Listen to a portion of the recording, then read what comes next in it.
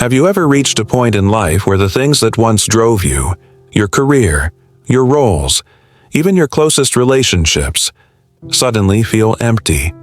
You've spent decades building, achieving, and caring for others.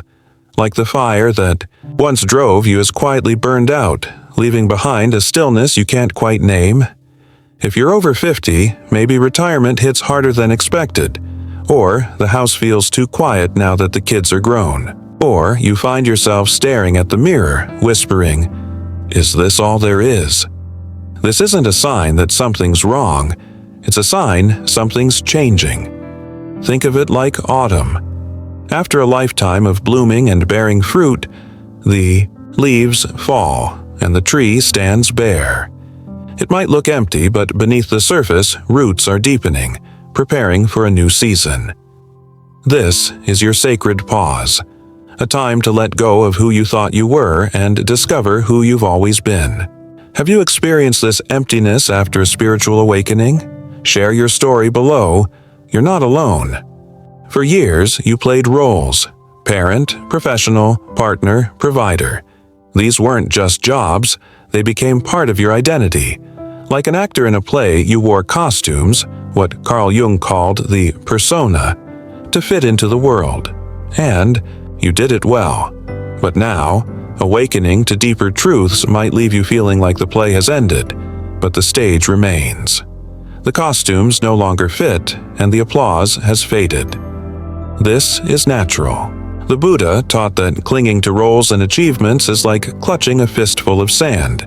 It slips away, leaving only strain. When the masks fall, it's unsettling. But it's also freedom. Your old motivation, to prove yourself, to secure your future, to leave a legacy, was like a fire fed by kindling. It needed constant effort to keep burning. But fires don't last forever. What if the emptiness you feel isn't a loss, but the quiet after the flames die down? The Buddha called this tanha, the craving that keeps us chasing. When that craving fades, we're left with space. Space to breathe. Space to be. Life's busyness often keeps us from facing our deeper fears or regrets. Jung called these hidden parts the shadow, the emotions and memories we bury to keep moving. But in stillness, they surface. A quiet voice might whisper, "What if I'd chosen differently? What was it all for?" This isn't failure, it's honesty, and honesty is where healing begins. Imagine a caterpillar in its cocoon. It doesn't rush, it doesn't struggle, it dissolves into a sort of soup, trusting that wings will form in time.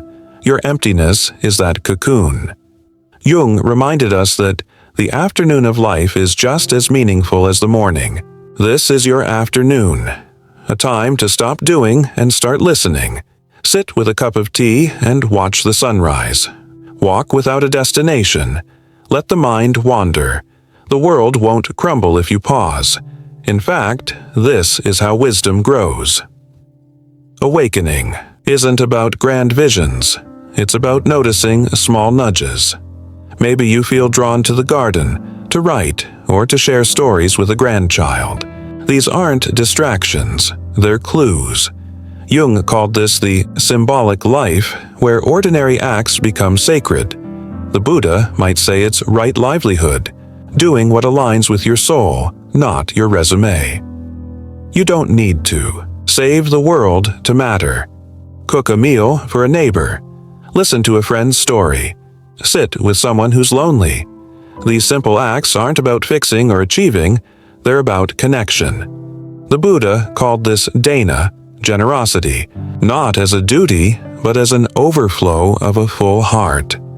When you give from peace, not pressure, you touch lives in ways no achievement ever could. One morning, you might wake up and realize something has shifted. The emptiness feels lighter, like a mist lifting. You're drawn to create, not to impress, but because it brings joy. You say no without guilt, not out of selfishness, but because you finally know what deserves your yes. This isn't the old fire, it's a steady glow. Jung called it living from the self, your true essence. The Buddha called it nirvana, not a distant heaven, but peace found here and now. Elders have a role the world deeply needs, to show that life isn't about climbing, but about rooting. Like an old tree, you don't need to chase the sun. You stand firm, offering shade, shelter, and the quiet strength that comes from having weathered storms. Your presence becomes a gift. If you could whisper to the person you once were, the one who hustled, worried, and strived, what would you say? Maybe, rest. You are enough. The love you sought is already here. The emptiness isn't an ending. It's an invitation. To shed what no longer fits, to embrace the quiet, and to discover that who you are is far greater than what you've done. Jung once wrote, "The privilege of a lifetime is to become who you truly are." The Buddha might add, "You are already there, just breathe. This is your second act, not a dimming, but a deepening. Welcome home."